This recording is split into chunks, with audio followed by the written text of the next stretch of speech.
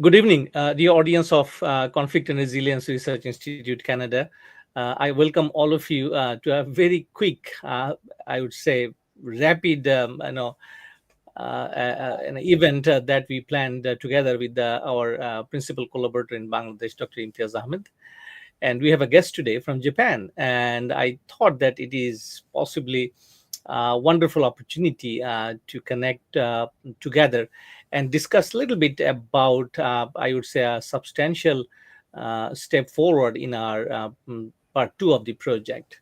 The audience, I'm talking about our Charting a Lasting Peace in Myanmar project funded by Global Affairs Canada. We have completed our phase one of the project, which culminated into a 2 day long seminar in Winnipeg on 26th and 27th. And if you visit our website, project.crric.org, you will find the policy briefing and also the refined concept note with some of the additions that we received as feedback from our 26th and 7th September discussions here with our partners and collaborators. We have received numerous queries, and Dr. Imtiaz and I, we work together in terms of incorporating most of these into our now revised concept note, which is going to be presented in 9 workshops, seminars in Dhaka, Bangladesh within the next 3 weeks. So, with this a little bit of backdrop, I would like to take the privilege of welcoming Professor Dr. Imtiaz Ahmed and Professor Dr. Muneem Barai together. But I would request them to kindly introduce themselves briefly so that our audience they are aware of your expertise. Floor is yours, sir. Professor Imtiaz, kindly go ahead. Thank you. Thank you, Kausar. My name is Imtiaz Ahmed. I'm the Executive Director of Center for Alternatives. I've been working with CRIC for quite some time and more currently focusing on the Rohingya issue, about which we'll be talking very soon. That's all. Dr. Barai? Okay, thank you, sir, and good afternoon from Japan. Professor Kaiser, thank you, and Professor Imtiaz Ahmed, thank you very much for inviting me here. I'm a professor at Risumekan Asia Pacific University, Japan. I am in Japan for last 15 years. So, at my university, I'm holding the position of director, Center for Asia Pacific Studies. I was also the Associate Dean of Research of APU. My education is from basically from Bangladesh and India, and also my minor, though I'm a finance professor, but my minor is also economics. And with Professor Imtiaz, we have previous works. We had big studies in Bangladesh, so I'm quite familiar with SARS centers and other works. Thank you very much. Thank you so much. So we have both the professors here today, and we would like to go over the revised concept note that Professor Dr. Imtiaz Ahmed is going to propose, and formally we are going to present it in a series of workshop seminars that we have already planned in Dhaka, Bangladesh. And the audience, please do visit our website. You will find all the events listed with dates and times and venues. We would deeply appreciate if you drop in, and if you have interest in this issue and in this conflict, we'll be more than happy to take note of your feedback. So I think I'll stop here and let Professor Imtiaz to kindly elaborate on the concept, and then I will request Dr. Barai to kindly add on that and how we can jointly collaborate and work together in the future, because this is quite a bit of aligned in our current initiatives. Professor Imtiaz, sir. Thank you. Thank you, Dr. Ahmed. Well, as Dr. Kausar was pointing out, that we are into the second version of our concept note, and I have the second version in my hand, hard print, and this is it's not a big concept note, and we are calling it now. We have a more positive name, Arakan Prosperity Plan. Now, the idea now is two, I think, or you can say three, almost three now. Uh, the two ideas are, one is we will have a series of workshops in Dhaka to begin with this month. I think starting from 11th November. Uh, but we'll also have one workshop in Cox's Bazar. Uh, After all this conference, we'll have hopefully the third version, which will take it to the region. And by the region, we mean mainly to countries where Myanmar and Rohingyas are an issue. And that would include, of course, Thailand, Malaysia, Singapore. We also have a plan to have one in Indonesia and one in Philippines.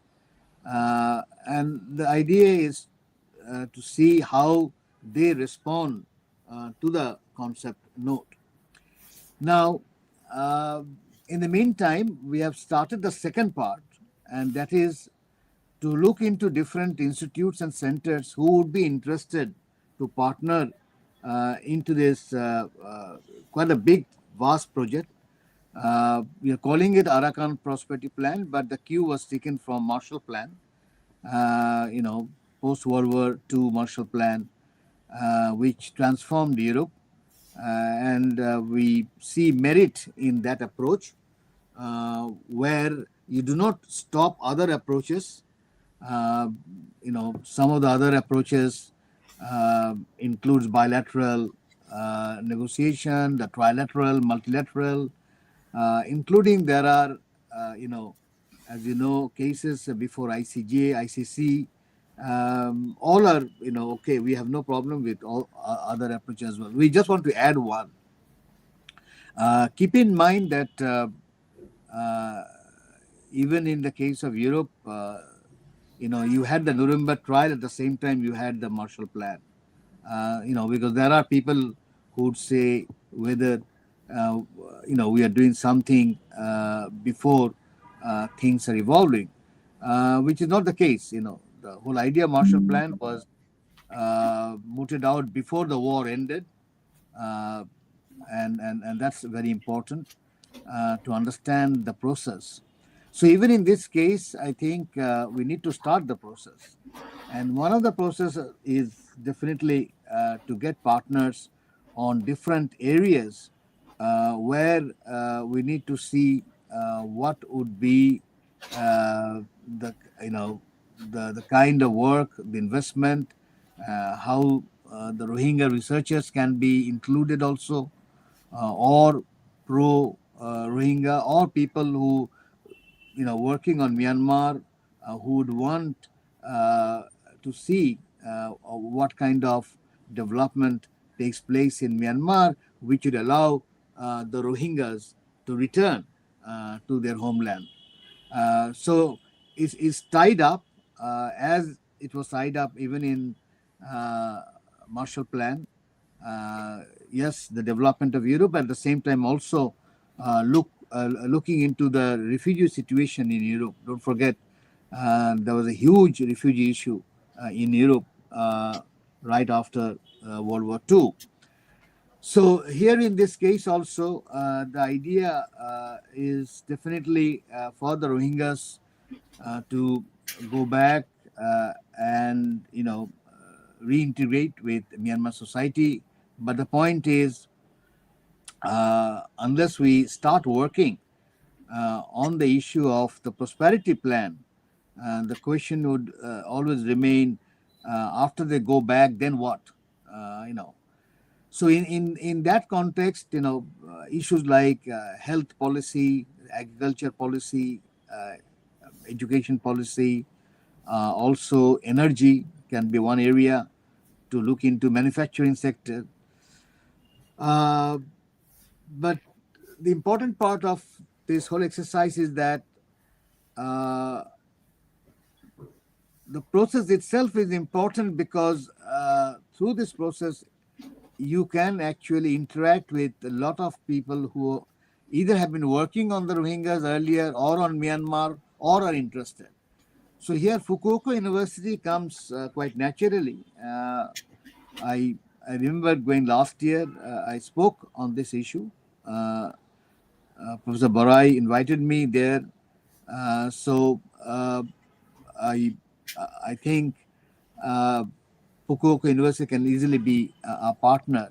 And when this idea was given to Dr. Barai, he readily agreed to that. Now, the second part or the added part is to have this research by one center or one country can be huge. Keep in mind, Marshall Plan was, United States had well, that much money, and they could really invest. But now I see one approach that can be, very productive, and that is to have different research centers work on this and have the entire Arakan Prosperity Plan decentralized at the research level. And then once the research starts, they can be flagged together. In fact, some of the research, if done, if we can complete before our proposed meeting in Ottawa next year, I understand Dr. Kausar is working on that. Some of the research, if they're completed, the team leader can come to Ottawa and present that in front of policymakers. So one is connected to the other, and that's the point I'm saying. The third phase also is linked to it, and government officials are also getting interested. I also had quite a long meeting yesterday with some officials who work on the Rohingya issue at the track 1 level, but both Dr. Kausar and myself, and I'm sure Dr. Barai will also agree that it's better to keep the research in a stage at track 2 level, or even bring track 3 rather than make it track 1 at this stage, because the research has to be very objective, and it has to come up with calculating where to invest and how much to invest, in fact, what's the amount. So Dr. Barai definitely will be speaking more about his understanding. We already have a concept note on what Dr. Barai wants to focus on. My only suggestion before Dr. Barai starts speaking is to limit it further, in fact. And I know his expertise in land and agriculture issues, because we can have on health and education, we can have a kind of separate policy paper altogether, because the deeper you can go, the better. And it will be easier for you to also calculate what would be the investment. If I can call this an agriculture category, I think that would be a better, category, easy for a lot of people to understand.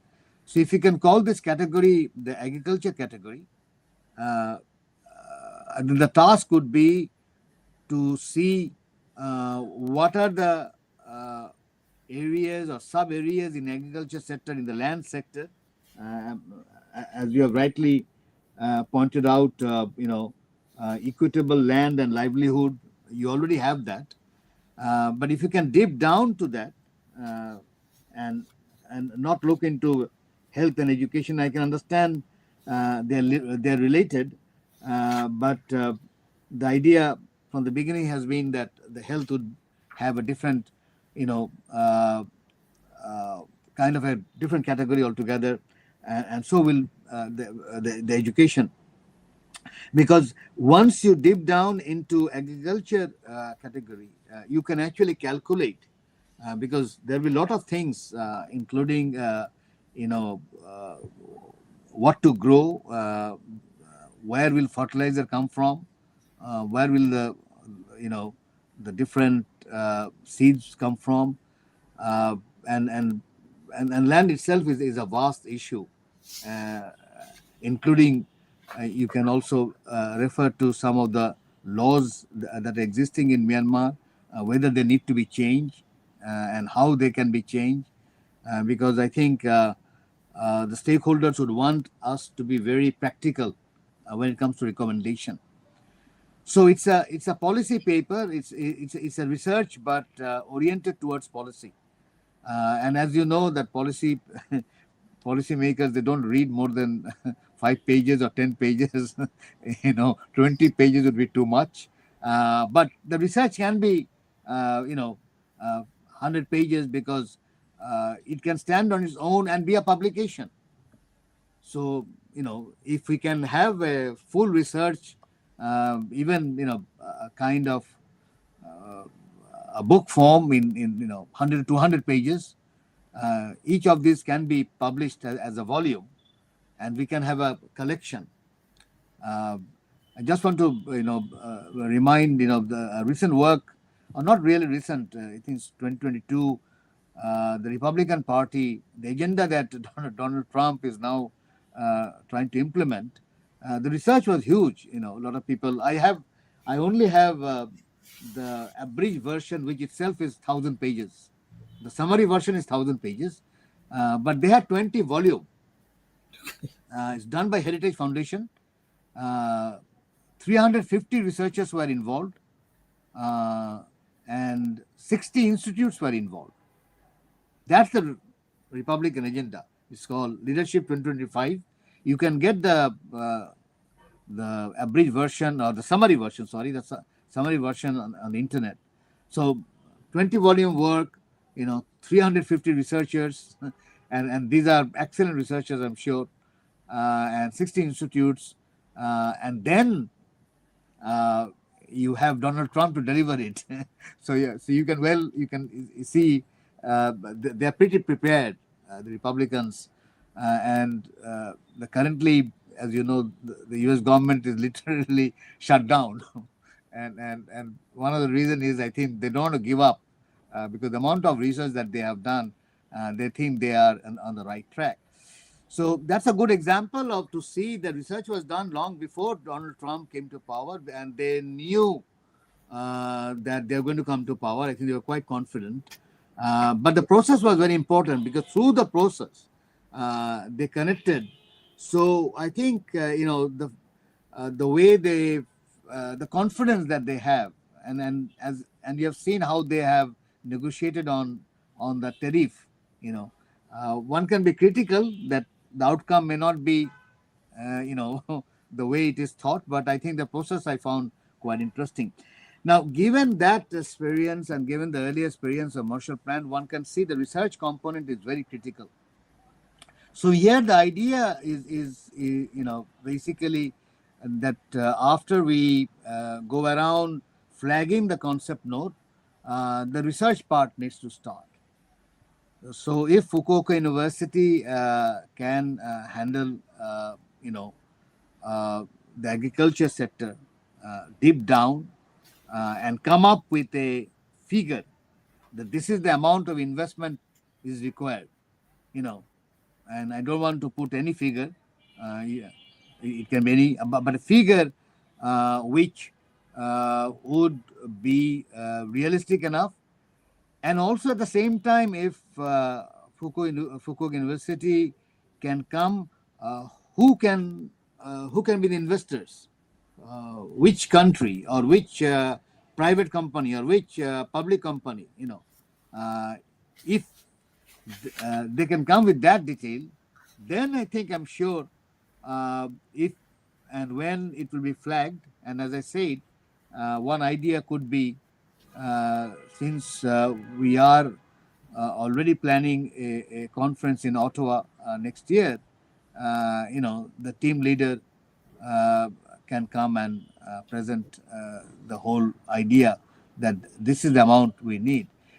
even if we have out of 7 or 8 areas, even if we can have 3 or 4 ready by, I don't know the month. I hear October or something. I don't know. Dr. Kausar will be able to tell more. Or even if it is in summer, even if in a rough form, if the whole work is not done, if that can be presented, uh, that way I think we can get other investors, and policymakers attracted to this idea. I will stop by saying one more thing, and that is, uh, when you or each of us, when we'll be working on this, uh, I think it will be interesting to include the Rohingyas uh, in the research, uh, and there can be several outcomes of that. One would be, the Rohingyas can immediately get into some activities, which is needed. Uh, uh, but at the same time, I think what will happen is they will be connected uh, to a civil discourse. Let's put it that way, uh, and that may lead to a point where you can get, you know, important Rohingya researchers uh, in issues like economics, in IT, on health, on education, and that I think itself will be, something that I'm sure the Rohingya community would want to see, and also will make them confident that if and when they return, uh, they will be in a better position to deliver the hopes and aspirations of the community.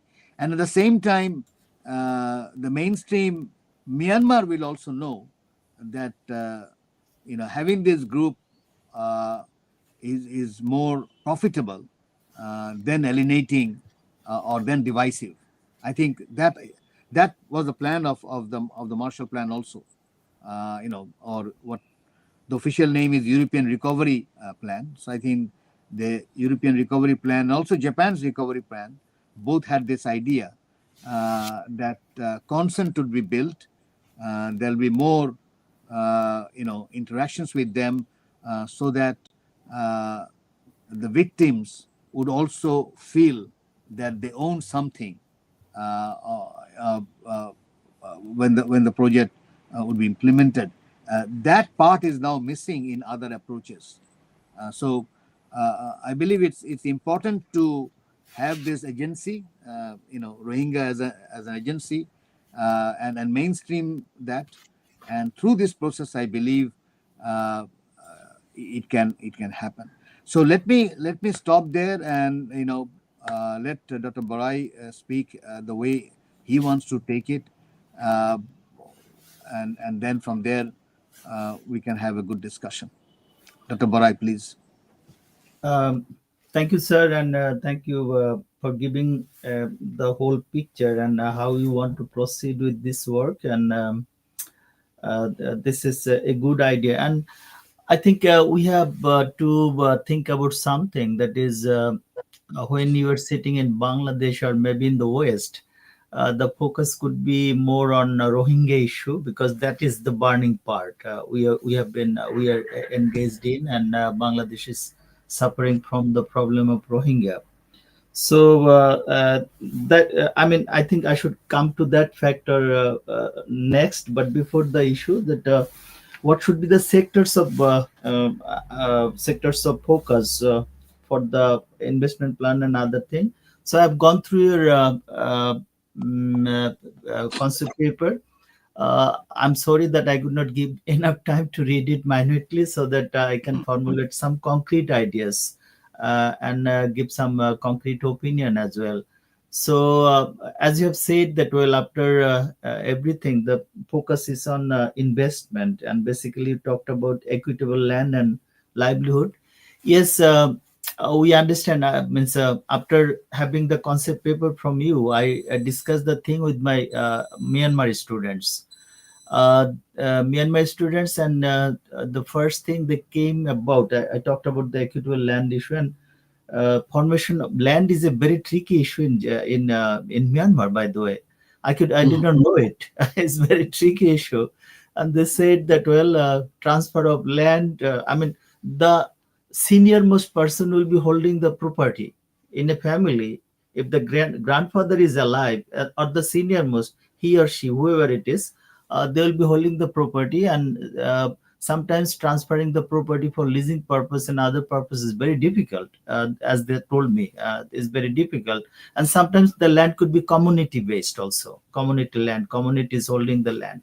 So but even then, I think when it comes to the question of equitable land kind of thing, and what sort of agriculture to be produced, what are the fertilizer requirements, and so on, and the food security issue, and because of that factor, because of investment in land, the job prospect, and what should be various initiatives, that sort of thing could be dealt with. I mean, if we go for looking at this thing.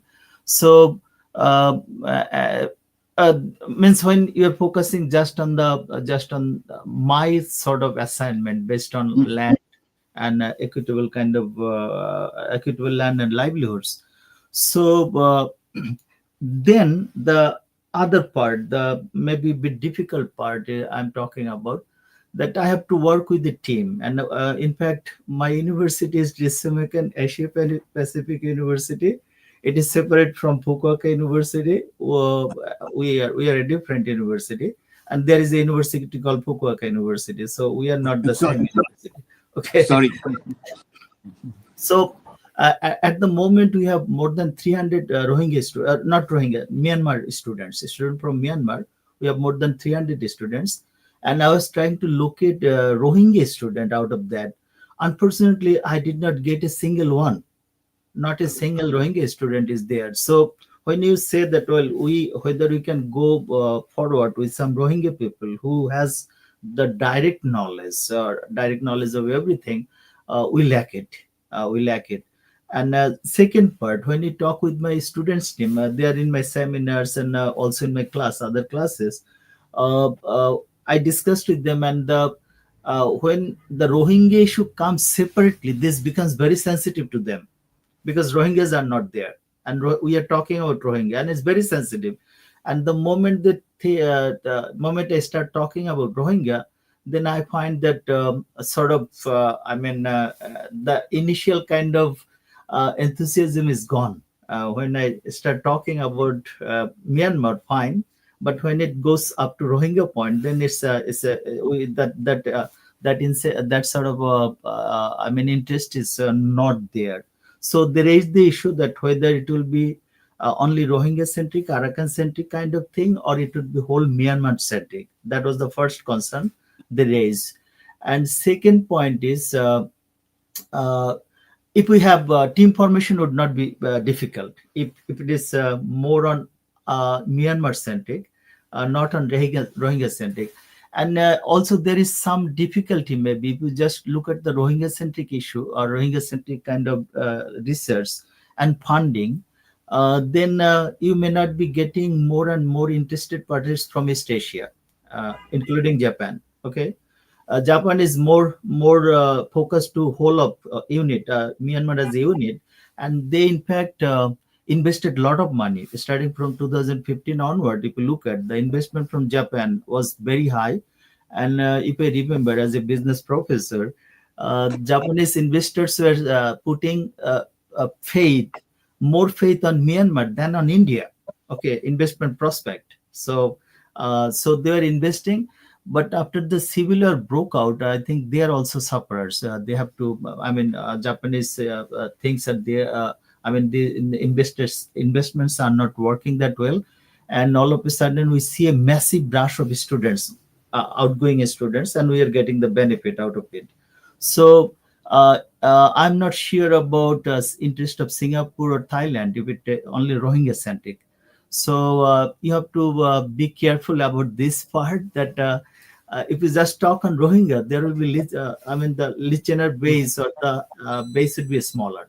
And maybe the Western countries, including USA or Europe or Canada, they might be more on Rohingya centric issues more because the humanitarian part and other part.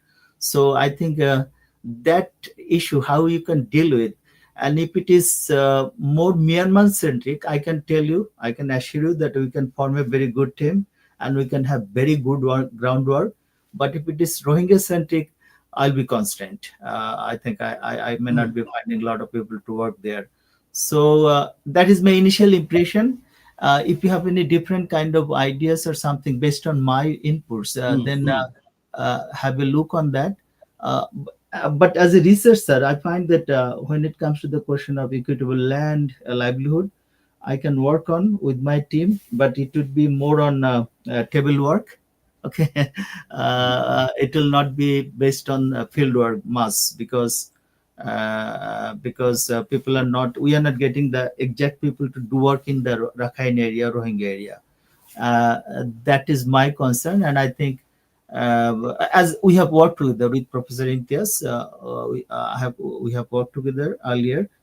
He knows me, and I have my interest also. But you can see that these are my three books on basically South Asia, Asia, Bangladesh. So I'm interested to work in that area in South Asia or Southeast Asia. But please keep this constants in mind. It's very important for me. No, thank you. Thank you. Well, before Kausar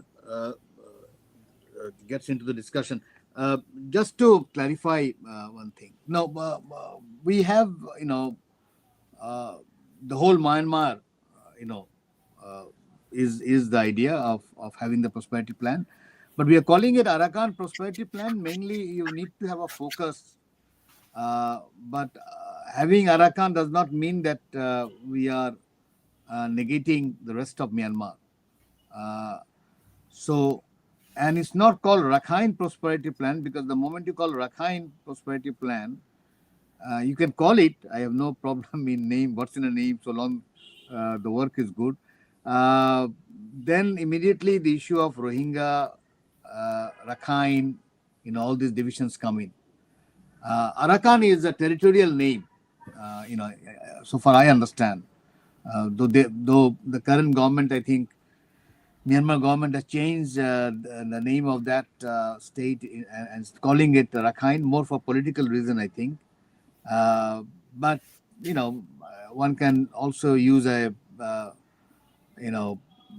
one can use both, Arakan / Rakhine prosperity plan. But the prosperity plan, when calculating how much you will need, if you take whole of Myanmar, that would be even, the work can be too much, because you have such a diverse community, different land system, 135 communities. That will be too much. But if we can come and calculate what investment you will need in the Arakan region, of course, in the back of the mind, having the Rohingyas, the only thing I think that will be required from the team members is that whether they agree to this idea that if you can have a prosperity plan, and if French and Germans can work together, can they work together with other communities? I understand the sensitivity of not using it, not flagging it in any way.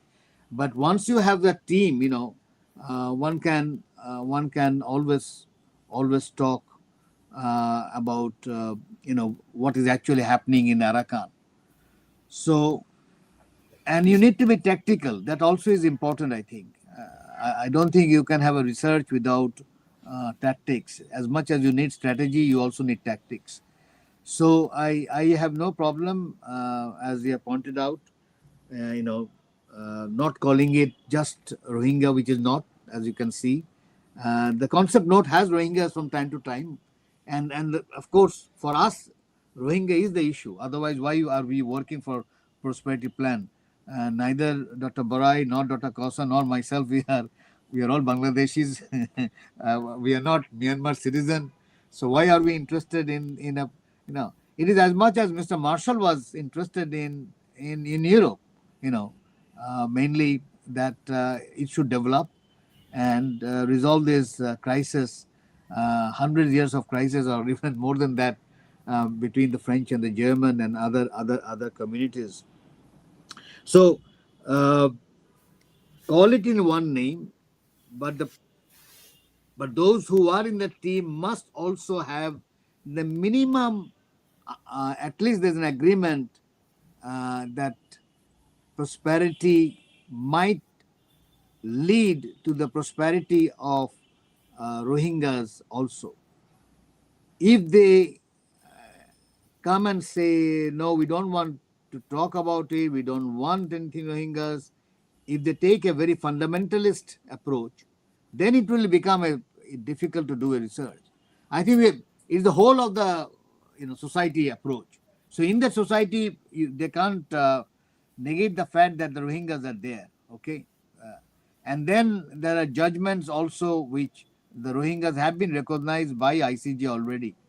And there are, in governments who have also what you call have already given recognition to the Rohingyas. So I think the minimum requirement that will be required, and Dr. Borai can talk to the members, is to So, agree. yeah, I should say, sorry, as you are talking about the inclusive term and Marshall Plan and Yeah. Germans and French, so they are inclusive kind of ideas. So, as a test case, maybe along with Rohingya issue or Arakan issue, maybe a surrounded, I mean, nearby state where other sort of ethnic group is also living, Mm. if that is included, then it will be looking bit secular, inclusive, more Sure. inclusive. Perfect. Uh, uh, so this sort of thing means when you bring some other communities or other state in, maybe the hesitation I'm facing among the students, I'm saying that may Perfect. be a bit minimized. That is what I'm saying. No, no, perfect, perfect, perfect. So I think you use your whatever tactics and strategy that is required. Uh, the only thing is that for us, we want to solve the Rohingya issue in a big way. You can't have 1.3 million stateless people in 21st century. That's the point. It doesn't make any sense, and they have officially said that they're Arakanis. That's the term. I remember Aung San Suu Kyi when she was deliberating Myanmar's case, The Hague, and I was there in that particular room, listening to Aung San Suu Kyi. Not for once, she said that they are immigrants, illegal immigrants, or they are Bengalis.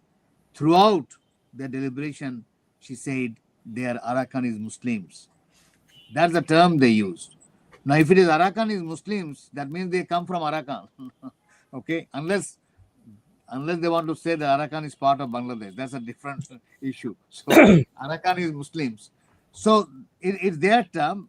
It's a little bit problematic because you also have Rohingya Hindus and Rohingya Christians are also Christians. there. Okay, so it becomes problematic just to say Arakan is Muslim, but the point is that is what she said. So they agree.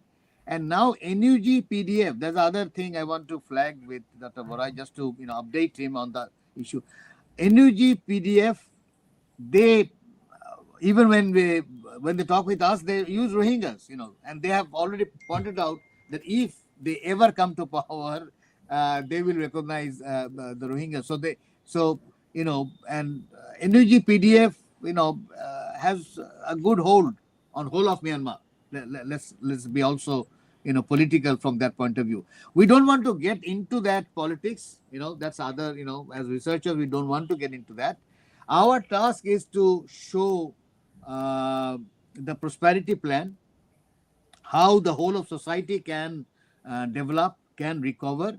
And as you have pointed out, it will not include only the Rohingyas, it will include all kinds of people living in the Arakan region to begin with. Because working on Arakan itself can be quite a big one, and the kind of investment that would be required. And if then the policymakers come up with even bigger fund and say, no, no, you have to do for the Kachin and the, the Wa state, that's a big one, but I think a beginning can be made on the Arakan Prosperity Plan. And as we work on that, we can start negotiating the third phase that I'm saying with the policymakers, because you need to convince also Bangladesh policymakers as much as you have to convince Myanmar policymakers and the Chinese policymakers. They all have to be convinced for an ultimate summit where they all agree, okay, let's go for this prosperity plan and implement and let the investors come in. So I'm with you. Bring, if you can dilute that for strategy reasons, it's perfectly all right. But it should not be something where the Rohingyas are totally out. That's the point, because that will not make meaningful. You can't say, no, no, they will be totally out of this whole idea of the prosperity plan. They will not be part of it. Then we are falling trap to Myanmar military, to Tatmadaw, because that is precisely that they want.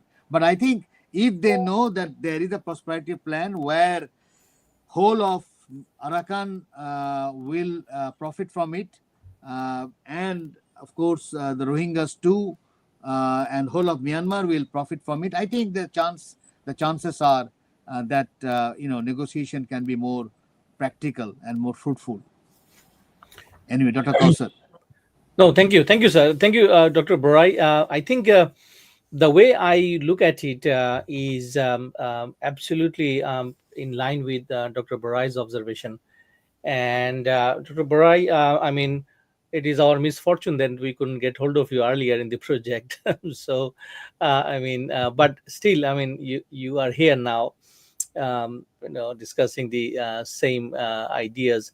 So if you look at our project and website, you will find our title of the project is actually, and this is the verbatim one I'm trying to say, is charting a lasting peace in Myanmar and how to end decades long armed conflict. That is our project title, and that is how we were funded. And we are funded through the or within the umbrella of Indo-Pacific Envelopment Program by Global Affairs Canada in our country.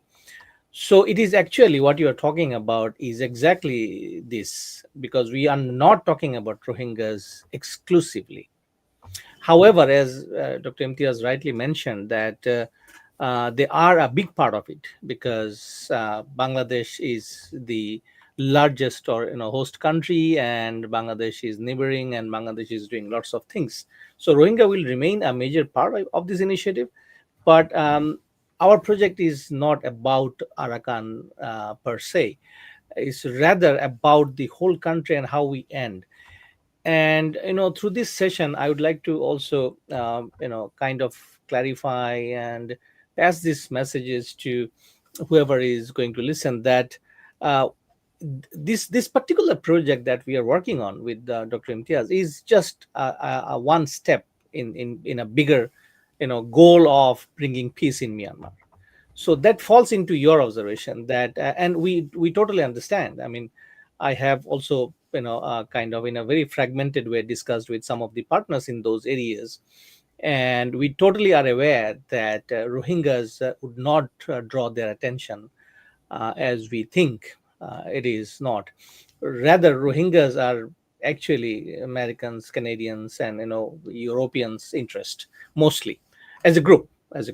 So my as a project lead, my suggestion is that, which Professor Imti has already agreed, as you understand a couple of minutes ago, is that include those all ethnic groups, those who are impacted by the armed conflict, Kachin, Shan, Karenni, and others, all. Because in the next step, when we have already applied, Dr. Barai, just so that you know, Dr. Imtiaz and I, we have applied for the next cycle of the funding under the same project, Indo-Pacific Development Program. So if we are successful, then you will see that in that next cycle, we are going to expand it, and if I may call it scale up, right? So we are trying with the Arakan model and test it in this particular area and see how it looks like, because it's kind of a new territory, and we don't know how the people will respond, and so on and so forth. But we'll know within next couple of months when we present, after we finish Dhaka part.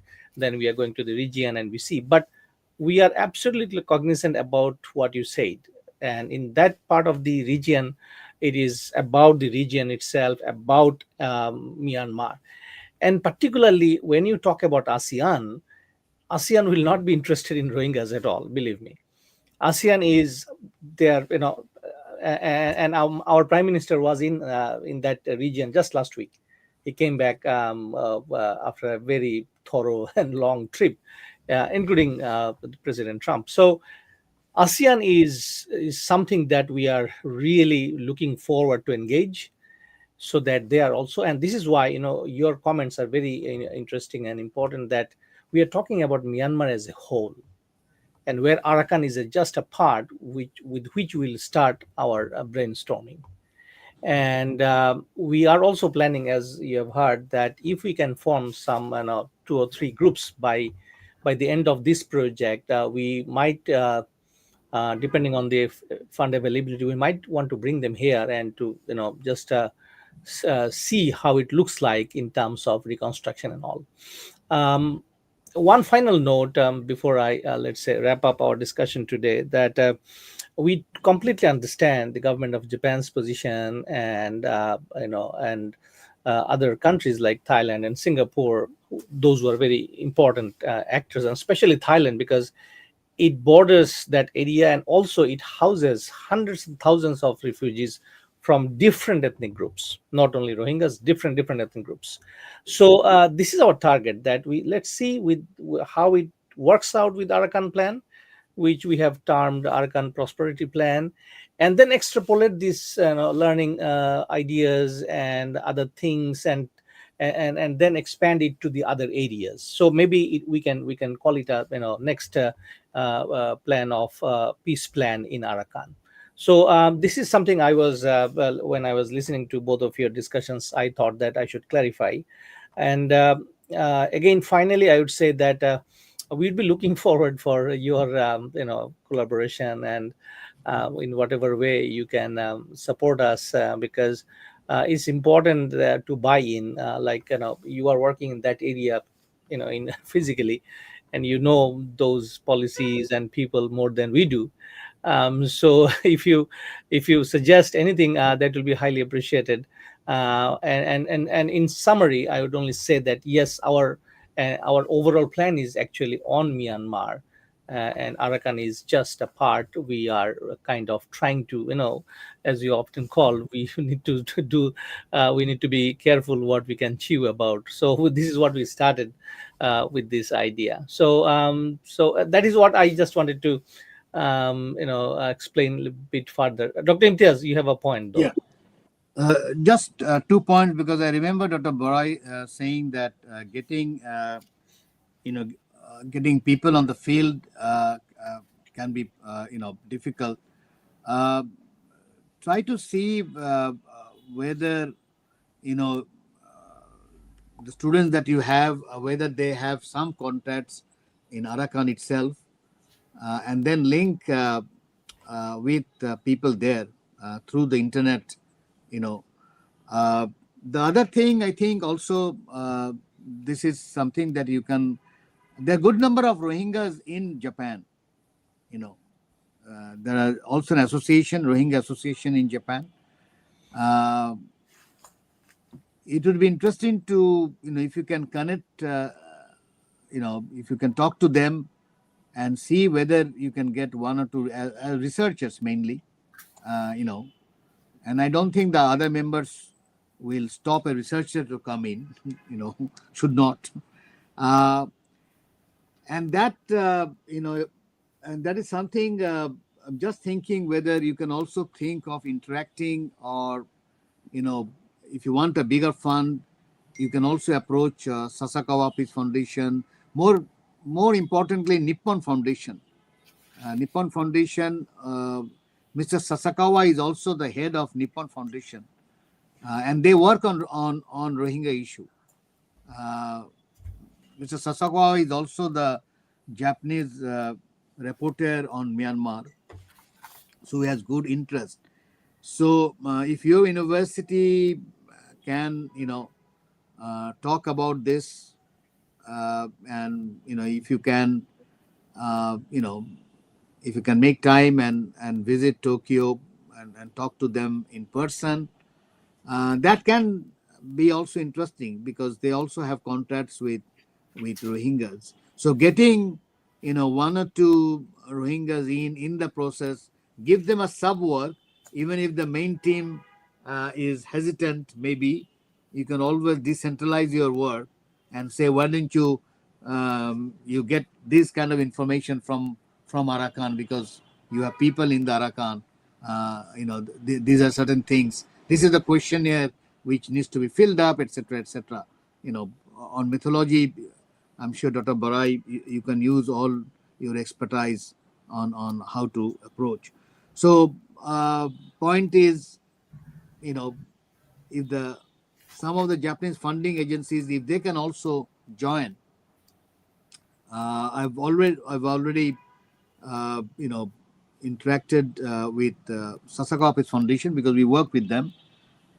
They haven't come back on this particular issue. They were very keen actually to have a Rohingya project, but the change of regime has stopped that initiative at this stage.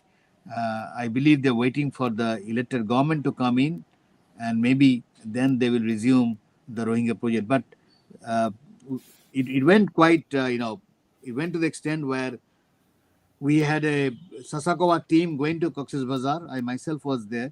I joined with them, and we had a very good discussion. But that was before the change of regime in Bangladesh. So we have to wait.